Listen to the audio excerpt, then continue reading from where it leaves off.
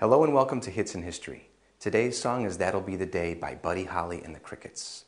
Let's go back to September of 1957 when the song reached the top of the charts in the United States, where it stayed for 1 week.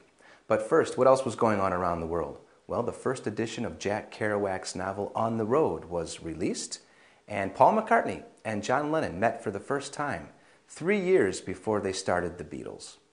Now, when we talk about Buddy Holly, we're talking about a legend in music. However, he wasn't really well known until after his death. And really, when we talk about the amount of music that he made, he was only producing music for about 3 years before his death. He influenced so many people in the world of music, people like John Denver, Elvis Costello, Bob Dylan, the Beatles, the Rolling Stones, of course, were all highly influenced by the music of Buddy Holly. Now, this song in particular, That'll Be the Day, we have to talk about Decca Records. Decca Records was a record company that recorded this song with Buddy Holly, but never released the song. They didn't like it. They didn't think it was going to be a successful song.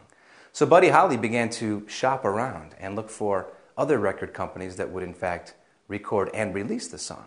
And he found a small subsidiary company of Decca Records that finally agreed to release the song. And of course it did very well. It made it to the top of the charts in the United States.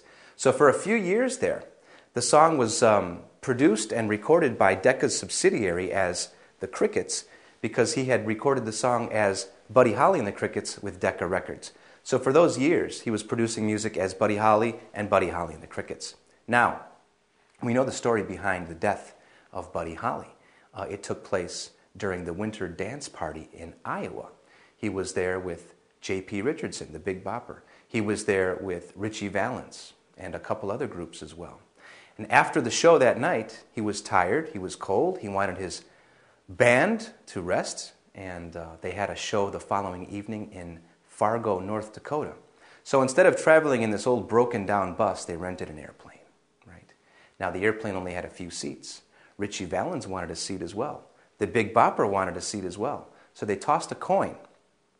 Ritchie Valens won. Of course, he was on the airplane. And J.P. Richardson, the Big Bopper, was also on the airplane because he had a bad cold, and it was Waylon Jennings, a member of Buddy Holly's group, who was a nice guy and gave him the seat. They took off in a snowstorm at 1 o'clock in the morning, and the plane crashed in a cornfield, killing everybody on board.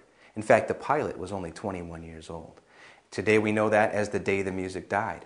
But that's the story behind this song, That'll Be the Day by Buddy Holly, a song that nobody wanted at the beginning and ended up reaching the top of the charts in the United States. Thanks for watching.